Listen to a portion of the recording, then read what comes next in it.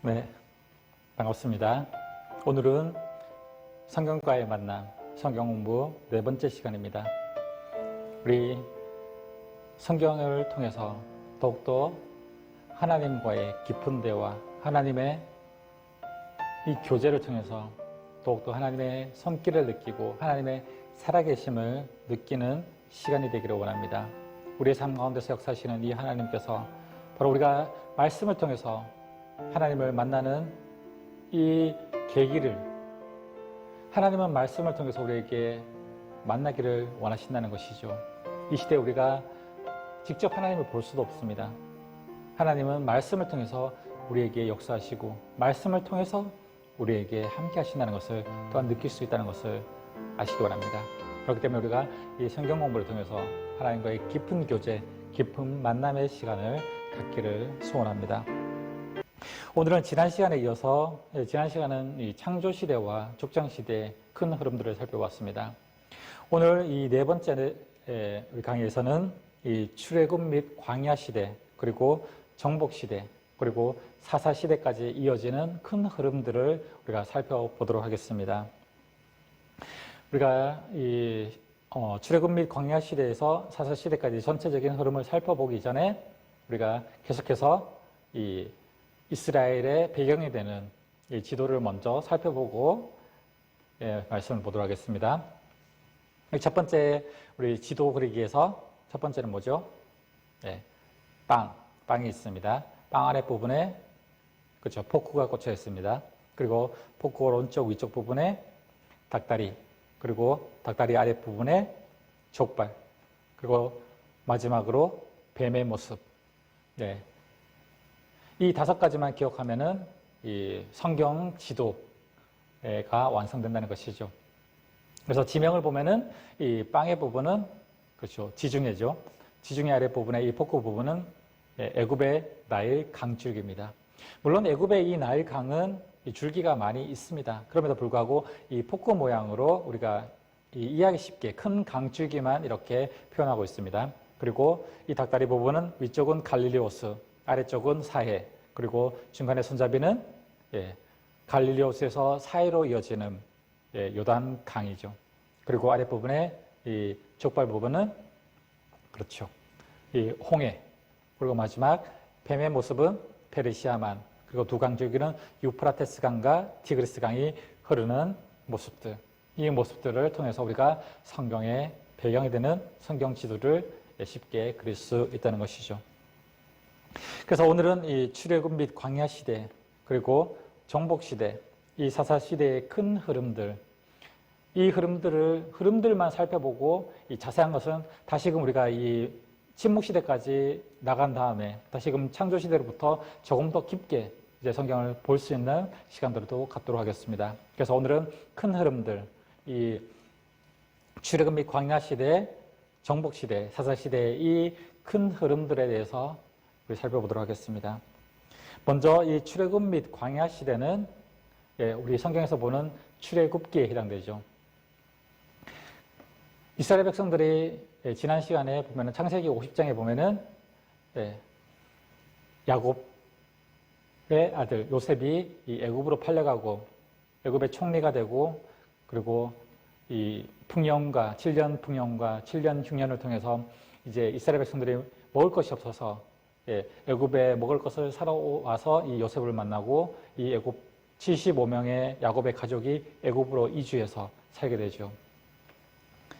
그래서 이 애굽에 살게 되는데 이제 잠시 먹을 것이 없어서 피난 온 이 애굽에서 이 야곱의 후손들은 그렇죠, 만족하며 살기 때문에 이 고센 땅이 비옥한 땅이었기 때문에 이곳에서 살기가 좋았다는 것입니다. 그래서 여기서 만족하게 살다 보니까 400년이 흐르는 시간 동안 계속해서 이곳에서 눌러앉아 살게 되었다는 것이죠. 그래서 이 애굽에 온 이 70명의 가족들이 이 애굽에서 살면서 400년 동안 약 200만 명이라는 이 큰 숫자의 종족으로 늘어나게 됩니다. 그런데 어떻게 됩니까? 이제 요셉을 알지 못하는 새로운 왕이 나자 이 이스라엘 백성들을 억압하기 시작합니다.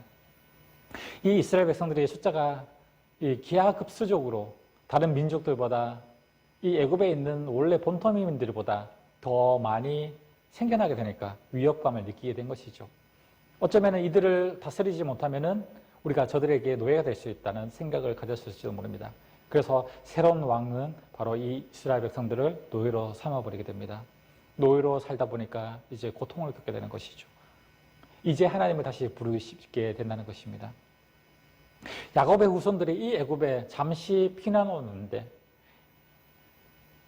완전히 그 세상에서 눌러앉아서 만족하게 살다 보니까 이제 하나님은 고통을 통해서 다시금 이제는 여기서 살 것이 아니라 하나님이 약속하신 가나안 땅인 그 축복의 땅으로 들어가야 한다는 것을 깨닫게 된 것입니다. 바로 이 모습이 바로 우리 그리스도인들의 삶의 모습이라는 것입니다. 우리가 이 땅에 온 것은 무엇입니까? 바로 이 애굽과 같이 잠시 흘러가는 그렇죠. 순례자와 같은 이 세상입니다. 그런데 그리스도인들조차 이 세상이 애굽처럼 좋으니 눌러앉아서 살게 되었다는 것이죠. 우리가 들어가야 할 최종 목표는 이 애굽이 아니라 하나님의 약속의 땅, 가나안 땅, 천국이라는 것을 기억해야 된다는 것입니다. 그렇기 때문에 이 애굽에서 우리가 세상의 노예로 사는 것이 아니라 출애굽해서 하나님의 약속의 땅, 가나안 땅, 천국을 바라보면서 나가야 하는 것이 바로 우리들의 삶이라는 것을 바로 보여주는 말씀이라고 볼 수 있습니다. 우리가 세상에서 출애굽하는 것은 바로 우리의 힘으로는 할 수 없죠. 하나님께서 함께 하셔야만 할 수 있다는 것입니다. 바로 하나님께서 우리를 의롭다 여겨주시고 이 믿음을 통해서 칭의, 의로운 자로 여겨주심에도 불구하고 우리는 이 세상에 눌러 앉아서 살려고 하는 마음들이 있죠. 바로 우리는 바로 이 세상에서 출애굽에서 광야를 거쳐서 이 광야는 어떻습니까? 바로 하나님 없이는 살 수 없는 곳입니다. 우리가 천국에 들어가기 위해서는 바로 이 광야 같은 곳을 지나야 하는데 이곳은 하나님만을 의지할 수밖에 없습니다. 광야에는 먹을 것도 없고 물도 없고 쉴 곳도 없습니다. 오직 하나님만을 바라볼 수밖에 없는 광야라는 곳이죠. 우리가 살고 있는 이 세상이 바로 광야 같은 곳입니다. 천국에 들어가기 위해서는 이 광야 같은 곳에서 하나님만을 바라보며 살아가야 한다는 것이죠. 하나님만을 따라가야 된다는 것입니다. 불기둥과 구름기둥으로 인도하시는 그 하나님의 인도하심을 따라가야 한다는 것이죠. 그래서 하나님은 이 출애굽 사건을 통해서 이제 하나님의 살아계심, 이스라엘 백성을 통해서 다시금 하나님의 나라를 이루어 가시기 위해서 계획하시는데 이어지는 사건이 무엇입니까? 바로 이제 이 출애굽한 이스라엘 백성들을 이끄시는데 어디로 이끄십니까? 홍해를 건너서 바로 시내산으로 이끄신다는 것이죠. 이 시내산이 어디입니까? 바로 우리가 이 지도에서 보면은 쉽게 그리시는 성경 지도에서 보면은 홍해는 바로 이 족발 부분이죠. 족발 부분의 아래쪽 움푹 파여진 이 부분, 이곳이 바로 시내산이죠. 하나님은 이 시내산으로 이스라엘 백성들을 이끄십니다. 그리고 어떻게 합니까? 이 시내산에서 모세가 십계명을 받죠. 그리고 약 1년 동안 이 시내산에서 이스라엘 백성들은 훈련을 받게 됩니다. 바로 하나님의 이 율법을 통해서 그리고 예배를 통해서 제사를 통해서 하나님을 어떻게 섬겨야 하는지 이 제사장의 나라 하나님의 백성으로 세워지는 바로 그 훈련이 이 시내산에서 약 1년 동안 이루어지게 됩니다. 가나안 족속, 이제 이 시내산에서 하나님의 훈련을 받고 올라가서 가나안 땅을 점령하게 될 텐데 이 이스라엘 백성들이 가나안 7족속을 그들과 전쟁하게 될 때 하나님은 이들을 군사훈련을 시킨 것이 아니라 예배훈련을 시켰다는 것입니다. 율법을 주고 성막을 짓는 이 예배훈련을 시켰습니다. 이것이 바로 출애굽기의 핵심이라는 것입니다. 바로 하나님께서는 이 이스라엘 백성들의 신앙훈련을 시키시고 계시다는 것이죠. 우리가 이 세상을 살아갈 때, 이 광야 같은 세상을 살아가면서 천국 가나안 땅에 들어갈 때 세상 사람들은 그렇죠. 세상을 살아가기 위해서는 이 이스라엘 백성들이 애굽을 이 가나안 땅을 치기 위해서는 군사훈련, 칼 쓰는 법 이런 군사훈련을 배워야 함에도 불구하고 하나님은 이해되지 않게 예배훈련을 시켰다는 것입니다. 그들을 이기기 위해서 가나안 7족속을 전멸하기 위해서 군사훈련이 아닌 예배훈련을 시켰다는 것이죠. 우리가 이 세상을 살아갈 때 우리 인간적인 생각은 그렇습니다. 이 세상과의 전쟁, 이 세상을 살아가기 피하라는 것은 바로 세상적인 물질과 명예와 건강 이런 것들이라고 생각되겠지만 하나님은 그것이 아니다. 온전히 하나님을 예배하는 예배의 훈련이 우선되어 져야 된다는 것을 말씀하고 있습니다. 예배자로 세워질 때 그 모든 것들은 하나님께서 일하시고 하나님께서 채워주신다는 것을 기억해야 한다는 것이죠. 바로 구약 성경에서 이스라엘 백성들이 가장 중요하게 여기는 책이 바로 이 출애굽기입니다. 구약의 핵심이 바로 십계명이기 때문이죠. 출애굽기 20장에 나오는 이 십계명은 구체적으로 여러 상황 가운데서 지켜야 할 10가지 이 법을 말씀해 주고 있습니다. 이것은 레위기, 민수기, 신명기에 모두 들어있는 말씀이죠. 십계명은 이스라엘 백성들에게만 주신 것이 아니라 하나님을 믿는 우리 성도들에게 주신 말씀입니다. 우리가 붙잡고 이 열매를 맺어야 할 바로 이 하나님의 말씀, 율법이 바로 이 십계명이죠. 바로 이 십계명을 통해서 우리는 하나님 앞에 온전히 설 수 있다는 것입니다.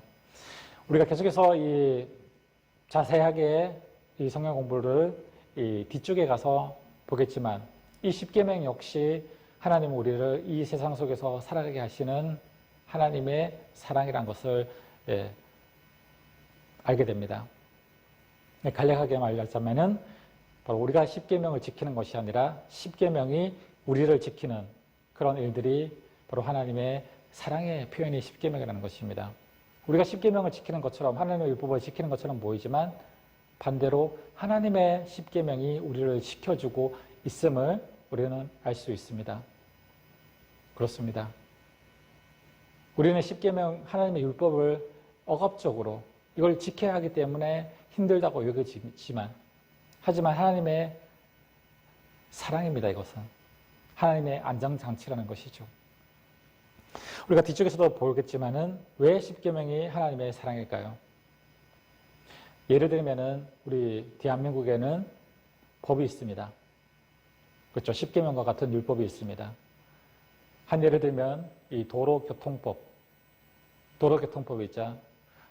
운전을 할 때 어떤 법을 지켜야 하는지, 신호등은 빨간불에는 서야 하고 파란불에는 가야 하는 도로교통법이 있습니다. 그런데 인간은 이 도로교통법을 지킵니다. 그런데 조금 더 깊게 생각하면은 인간이 도로교통법을 지키는 것처럼 보이지만 도로교통법이 인간을 지켜준다는 것이죠. 인간이 빨간불에 가고 파란불에 서게 되면은 목숨이 위협을 느끼게 될 수도 있습니다. 사고를 통해서 목숨을 잃어버릴 수도 있습니다. 그렇죠. 이 도로교통법이 있기 때문에 인간의 생명이, 운전자의 생명이 지켜지는 것입니다. 그런데 법을 안 지키는 사람도 있죠. 이 법이 귀찮고 얽매인다고 생각하기 때문에 예전에 보면은 이 안전벨트를 안 매고 운전하시는 분들도 많이 있습니다. 왜냐하면 법이 자신을 얼가매고 불편하기 때문에.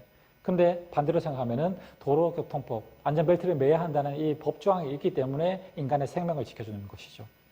마찬가지로 이 십계명 역시 우리가 십계명을 지키고 율법을 지키는 것처럼 보이지만 이 지킴을 통해서 하나님은 십계명을 통해서 인간을 보호하시고 인간의 생명을 지켜주신다는 것이죠.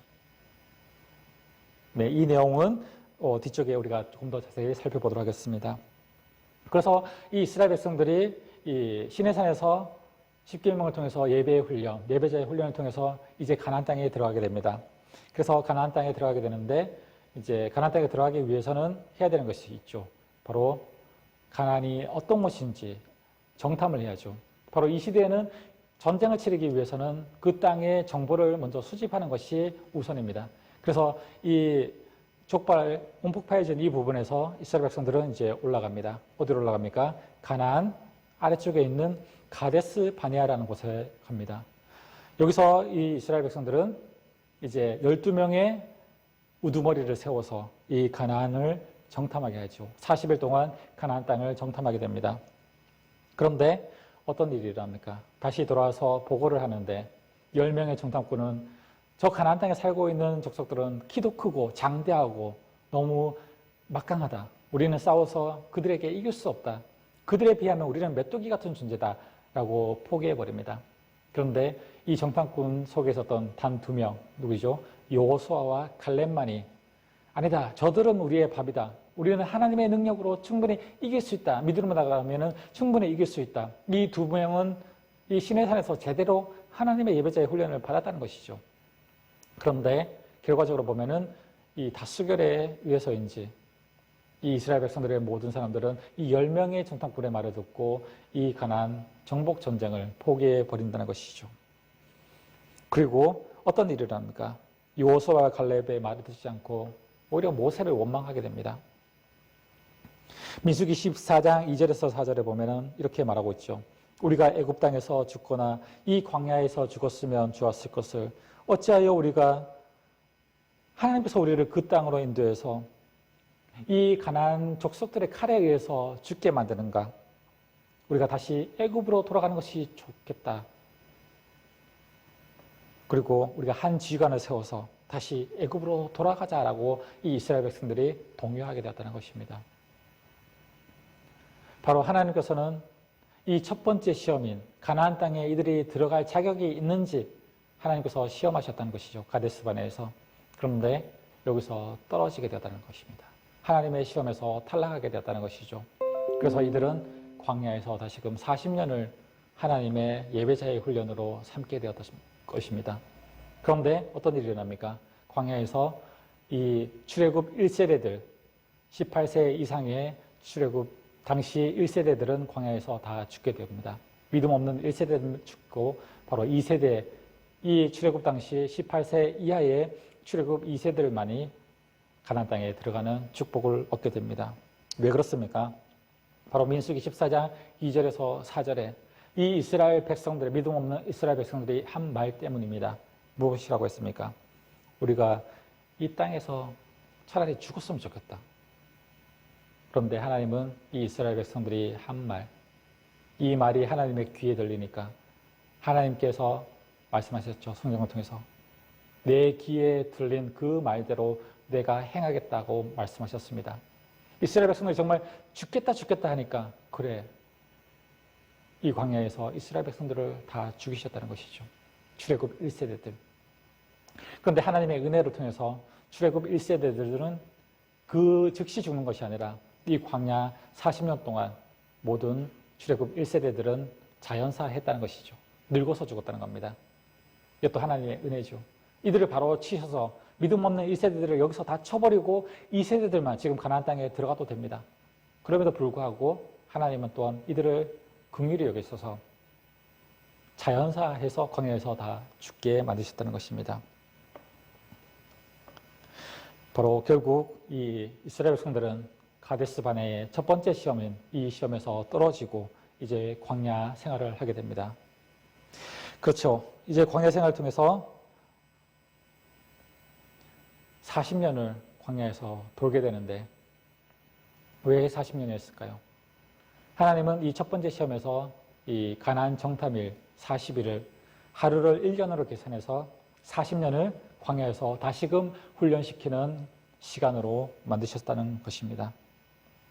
하나님은 모세를 통해서 이제 요단 동편, 광야 40년을 지나고 이제 요단 동편에서 모세를 통해서 요단 동편을 이제 정복하게 하십니다.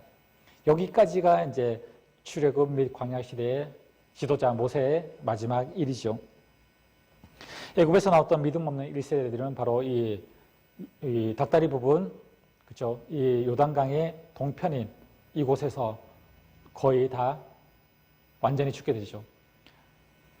이 요단강을 건너서 가나안 땅에 들어가는 출애굽 1세대들은 단 2명뿐이었죠. 바로 정탐할 때 긍정적인 보고를 했던 여호수아와 갈렙뿐이 바로 1세대 중에서는 가나안 땅에 들어가는 축복을 받게 됩니다. 그래서 이제 여호수아와 갈렙을 통해서 이제 하나님은 이 출애굽 및 광야 시대를 마치고 정복 시대로 이어지는 말씀이 되는 것이죠. 그래서 출애굽 및 광야 시대에 해당되는 성경은 물론 출애굽을 하니까 출애굽기죠.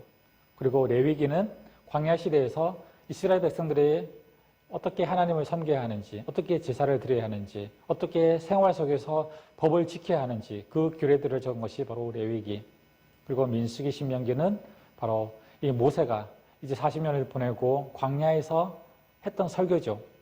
이 요단강 동편 모압 평지에서 마지막으로 이 모세는 이 이스라엘 백성들에게 설교를 합니다. 그 설교의 내용이 신명기죠. 그리고 이어지는 여호수아는 이제 여호수아와 갈렙을 통해서 이 가나안 7족속을 정복하는 정복 시대에 해당되는 책입니다. 모세의 종 여호수아를 통해서 하나님은 이제 이스라엘 백성들을 가나안 땅으로 인도하십니다. 여호수아가 무엇입니까? 히브리어죠. 이 여호수아를 이제 헬라어로 번역해서 읽으면 바로 우리가 잘 알고 있는 예수랑 같은 말입니다. 구약의 여호수아가 신약의 예수님과 같은 이름을 가지고 있다는 것이죠. 구약에 바로 가나안 땅으로 인도할 지도자가 바로 여호수아였다면 이 신약에서는 우리를 영원한 천국으로 인도할 영원한 가나안 땅인 천국으로 인도할 바로 그 지도자가 예수님이라는 것을 보여주고 있다는 것입니다. 여호수아는 바로 이스라엘 백성들을 하나님의 나라 이 가나안 땅으로 인도를 합니다. 이 정복 시대에는 하나님이 요단강을 갈라주셔서 가나안 땅으로 들어가게 하신 이 사건들 그리고 여리고성을 점령하는 사건들이 나옵니다. 여호수아서는 바로 이 가나안 7족속을 정복해 나가는 과정들이 바로 이 여호수아서에 등장하고 있다는 것이죠. 그렇다면 여호수아서의 주제는 무엇일까요? 바로 예배의 능력입니다. 이 이스라엘 백성들이 가나안 땅에 들어갈 때 가나안 7족속과 전쟁할 때 했던 전쟁의 무기가 뭐였습니까? 아무것도 가진 것이 없었습니다. 칼과 창으로 전쟁을 치른 것이 아니라 바로 예배였다는 것이죠. 예배를 통해서 여리고성이 무너지고 예배를 통해서 아이성이 무너지고 이 예배의 능력을 통해서 바로 7족속을 점령하는 일들이 계속되어지고 있다는 것입니다. 이 가나안 땅을 차지한 이 7족속은 어떤 족속입니까? 매우 음란한 족속이었습니다. 하나님은 이들을 심판하고 이들을 멸하시기 위해서 이스라엘 백성들을 이 가나안 땅에 인도하셨습니다. 우리가 생각해 볼 문제가 있습니다. 이 하나님께서는 이스라엘 백성들을 가나안 땅으로 인도하시는데 그렇다면은 이 가나안의 7족속이 이미 살고 있었습니다. 그렇다면 하나님께서는 이 이스라엘 백성들을 가나안 땅에 인도하시기 위해서 7족속을 몰아내신 걸까요? 이렇게 보면은 하나님은 좀 이 가나안 7족속의 입장에서 보면은 하나님은 불공평한 하나님입니다. 그렇죠. 그런데 그것이 아니라는 것입니다. 이 7족속은 이 당시에 가장 음란하고 가장 악행을 저지르고 가장 범죄한 족속이었다는 것입니다. 하나님은 이스라엘 백성들을 가나안 땅에 들여보내시기 위해서 가나안 족속을 몰아내시고 그들을 죽이신 것이 아니라 이 가나안 7족속의 음란함과 범죄함과 이들의 죄를 징벌하기 위해서 이스라엘 백성들을 가나안 땅에 그곳을 선택하셨다는 것입니다. 이 가나안 족속은 누굽니까? 우리가 이 역사를 거슬러 올라가면은 이 가나안 족속은 이 노아 시대까지 올라갈 수 있습니다. 노아 시대까지 거슬러 올라가면은 노아가 홍수의 이 방주에서 나와서 이 포도나무를 재배해서 포도주를 먹고 옷을 다 벗고 자고 있을 때 함의 범죄가 나오죠. 함의 아들 가나안이 범죄함을 저지릅니다. 이 동성연애라고 하죠. 이 사건을 통해서 바로 이 함은 저주를 받게 됩니다. 그래서 우리가 지난 시간에도 살펴봤듯이 이 노아를 통해서 세 종족이 나눠지죠. 셈과 함과 야벳. 그리고 셈은 황인족의 조상이 되고 함은 흑인족의 조상이 되고 야벳은 백인족의 조상이 된다고 했습니다. 그런데 이 저주를 받은 흑인의 조상이었던 함의 아들이 누구였습니까? 그렇죠. 가나안이죠. 가나안의 아비 함. 이렇게 성경은 말씀하고 있습니다. 바로 이 함의 아들, 저주를 받은 함의 아들을 가나안이 이주해서 정착했던 땅이 바로 이 가나안 땅입니다. 하나님의 저주를 받고 범죄함을 통해서 하나님의 저주를 받고 가장 먼저 축복의 땅이라고 여겨지는 가나안 땅을 바로 가나안이 함의 아들 가나안이 차지하고 그들의 후손들이 번성하고 있었다는 것입니다. 그래서 이 가나안 땅은 바로 이 함의 아들 가나안의 이름을 따서 가나안 족속이라고 명하는 것이죠. 그래서 이 가나안의 모습이 이 범죄함이 있어서 그런지 모르지만 가나안의 후손들, 이 가나안에 살고 있는 7족속들 거의 대부분이 바로 악행을 저지르고 하나님을 믿지 않고 예배자로 살지 않는 이런 상황 속에서 있었다는 것이죠. 그래서 하나님은 이 가나안 족속을 치시기 위해서 이스라엘 백성들을 가나안 땅으로 인도하셨다는 것입니다. 그리고 이 여호수아서를 통해서 우리가 살펴볼 수 있는 것은 바로 이제 여호수아와 갈렙을 통해서 이 가나안 7족속을 몰아내고 이 땅을 차지하고 이 12지파에게 이 땅을 분배하는 장면들이 나옵니다. 정복 전쟁을 승리로 이끄신 하나님의 계획은 이제 가나안 땅을 이제 하나님의 기업으로 분배받은 이스라엘 12지파가 이제 공동체를 이어서 하나님의 나라를 세워가는 그 목표가 바로 이제 실현되었다는 것입니다. 그러나 바로 이 가나안 땅에 살게 되는 이스라엘 백성들은 이제 죄를 짓기 시작한다는 것이죠. 왜 죄를 짓기 시작합니까? 우리가 이제 이어지는 사사 시대를 보면은 이 사사 시대 400년 동안 죄의 악순환이 계속되어지는데 왜 죄를 짓게 되었을까요? 분명히 이 모세가 요단 동편 이 모압 평지에서 신명기를 쓸 때 그렇게 말했습니다. 너희들이 들어가는 이 가나안 땅 정복 전쟁을 치를 때 어떻게 치러야 되는지를 신명기에서 말씀해 주고 있습니다. 어떻게 치료하면은 바로 이 가나안 땅의 모든 사람, 아이와 어른, 남녀 할 것 없이, 동물 할 것 없이 모든 것을 완전히 죽이고 불태우라는 이 전쟁의 전멸법을 명령했다는 것이죠. 하나님의 말씀을 통해서 이 모세를 통해서 이렇게 신명기에 기록하고 있음에도 불구하고 이스라엘 백성들이 가나안 땅을 차지할 때 어떻게 했습니까? 그들을 다 죽이지 않고 여자와 아이들을 노예로 삼고 또 그들의 이 전리품, 전쟁의 전리품은 자기가 가지고 또한 이렇게 쓰는 완전히 전멸시키고 불태우고 다시금 이 가나안 땅에서 새롭게 시작하라고 하셨음에도 불구하고 그렇게 하지 않았다는 것입니다. 그 불씨가 이제 일어나서 이제 이스라엘 백성들을 또한 괴롭히기 시작하고 있다는 것입니다. 그래서 이어지는 이 사사 시대에는 바로 죄의 악순환의 시작입니다. 이 사사 시대에 해당되는 성경책은 바로 이 사사기죠. 사사기와 이 사사 시대에 살았던 룻기, 바로 이 두 가지의 우리가 성경책이 이 사사 시대에 해당됩니다. 하나님은 이제 가나안 땅의 여호수아와 갈렙을 통해서 가나안 땅에 들으시고 이제 이들을 지도해야 되는데 지도자로 이제 사사들을 세우셔서 이 사사 시대를 이끌어 가십니다. 그래서 사사기 1장과 2장을 보면은 이 여호수아를 계속 읽는 듯한 느낌이 이어집니다. 왜냐하면은 아직 이 가나안 땅을 다 정복하지 못했기 때문이죠. 이 가나안 땅을 완전히 정복한 것은 이 마지막 사사 삼손까지 가서 이 사사기를 통해서 사사 시대의 400년의 시간 동안 완전히 다 정복하지 못했다는 것입니다. 마지막 사사인 이 삼손까지 가서 겨우 이 블레셋, 마지막 이 불씨, 블레셋까지 물리치는, 그래서 완전히 정복하는 사건이 이어지게 됩니다. 그래서 이제 이 사사 시대를 보면은 사사는 어떤 사람입니까? 사사는 사사의 이름의 뜻은 재판관이라는 뜻입니다. 왜냐하면 사사는 왕의 대리자의 역할을 하고 그리고 또한 제사장의 역할을 하고 전쟁이 일어나면은 장군의 역할을 했던 이 세 가지 역할을 함께 했던 바로 사람이 바로 사사였다는 것이죠. 요호수아는 바로 이 죽기 전에 이제 이스라엘 백성들과 마지막 언약을 맺습니다. 그 언약이 우리가 잘 알고 있는 세겜 언약이죠.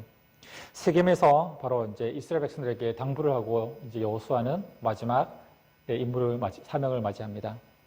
이 세겜에서 어떤 언약을 합니까? 만일 여호와를 섬기는 것이 너에게 좋게 보이지 않거든 너희 조상이 섬기던 저 강 건너편에 저 신들을 섬기든지 너희가 거주하는 이 땅에 있는 아모리 족속의 신들인지 너희가 섬길 자를 오늘 이 자리에서 선택하라.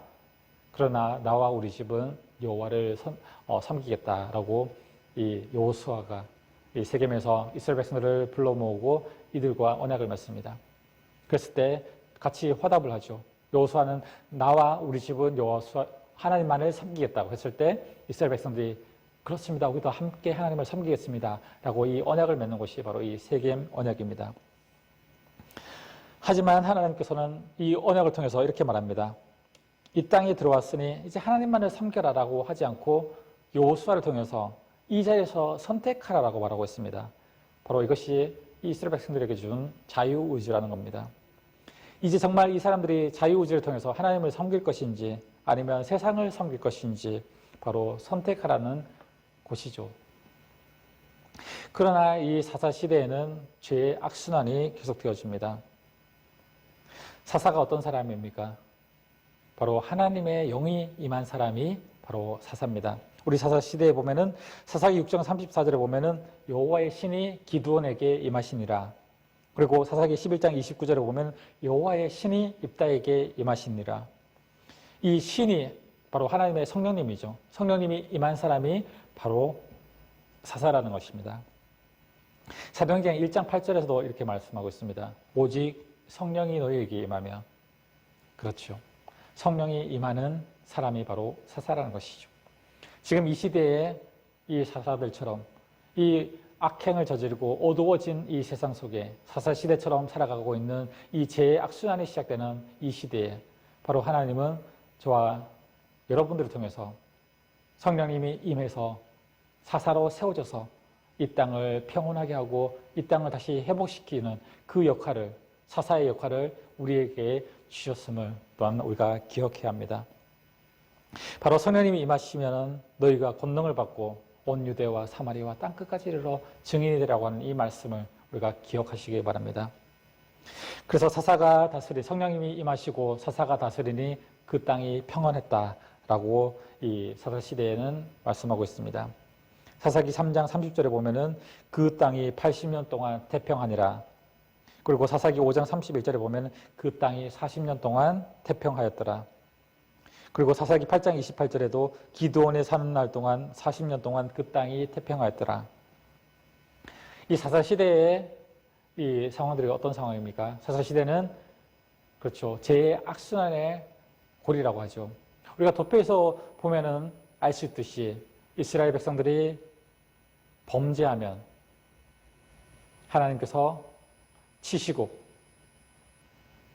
그렇죠. 주변의 나라를 통해서 이스라엘 백성들을 치시면은 고통스럽습니다. 그러면은 이 이스라엘 백성들이 하나님께 살려달라고 부르짖습니다. 기도하죠. 그러면은 사사를 통해서 또한 구원하십니다.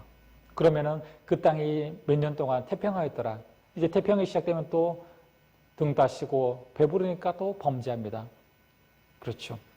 그러면 하나님께서 또 주변 나라를 통해서 치시고, 그러면 또 너무 힘들어서 부르짖고, 그러면 또 사사를 통해서 구원하시고, 또 태평한 일들이 일어나고, 이 악순환의 고리가 사사시대의 400년 동안 계속해서 이어지고 있다는 것입니다. 이 사사시대의 주제는 바로 그것이죠.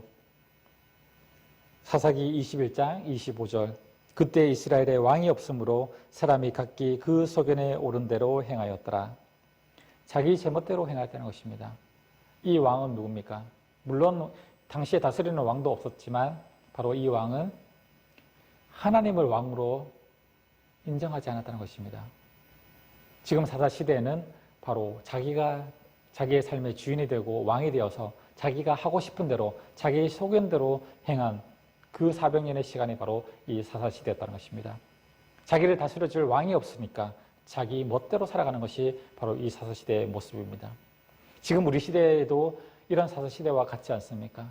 우리를 다스릴 하나님이 우리의 주인이 되시고 우리의 왕으로 삼지 않는다면 이 사사시대처럼 우리 각자가 좋은 대로 원하는 대로 살아갈 수밖에 없는 것이 우리들의 삶인 것을 기억해야 한다는 것입니다.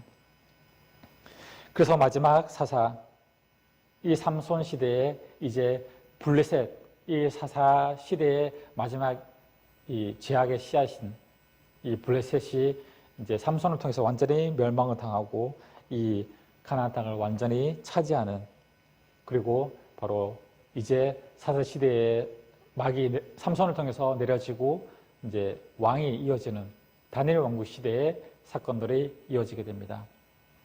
그래서 이 사사 시대에 해당되는 내용, 성경은 바로 이 사사기죠. 바로 그리고 그 시대에 살았던 룻기는 우리가 이 시대적인 흐름으로 나가기 때문에 룻기는 다루지 않고 있습니다. 그래서 이 룻기 이어지는 이 성경이 무엇입니까? 바로 사무엘 상하죠. 그래서 이 사사 시대의 마지막 사사라고도 할 수도 있고 선지자라고 할 수 있는, 마지막 사사는 물론 삼손이지만 어떻게 보면은 사사라고 할 수 있는 이 사무엘을 통해서 이제 사울에게 기름을 부어서 왕을 세우는 계기가 되죠. 그래서 이제 다니엘 왕국 시대로 이어지는 그 징검다리 역할을 이 사무엘이 합니다. 이 사무엘을 통해서 이제 다니엘 왕국 시대로 이어지는, 다음 시간에는 이 다니엘 왕국 시대부터 침묵 시대까지의 이 시대를 살펴볼 텐데, 이제 사무엘을 통해서 이제 왕정 시대가 이어지는 모습들을 우리가 마지막으로 볼 수 있습니다.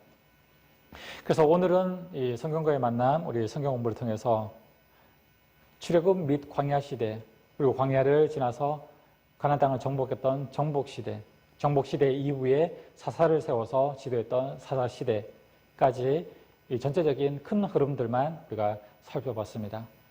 네, 우리가 뒤쪽에 가서 다시금 이 자세하게 이 흐름들을 성경을 살펴보겠지만, 우리 전체적인 흐름들이 이렇게 흘러간다는 것을 기억하시면서 우리 성경을 또한 읽으시면 조금 더 이해할 수 있을 것이라 생각되어집니다. 오늘 성경과의 만남, 우리 성경 공부는 여기까지 하겠습니다. 또한 여러분들이 각자가 개인적으로 우리 교제를 통해서 공부를 하실 때 더욱더 하나님과의 깊은 교제, 하나님과의 만남의 시간들이 더욱더 크게 일어나기를 또한 소망하면서, 또한 이번 한 주간 우리가 성경을 통해서 하나님과 만남의 시간, 하나님을 느끼고 하나님과 교제하며 그런 시간들이 더욱 많이 있어지기를 소망합니다. 오늘 성경 공부는 여기까지 하도록 하겠습니다.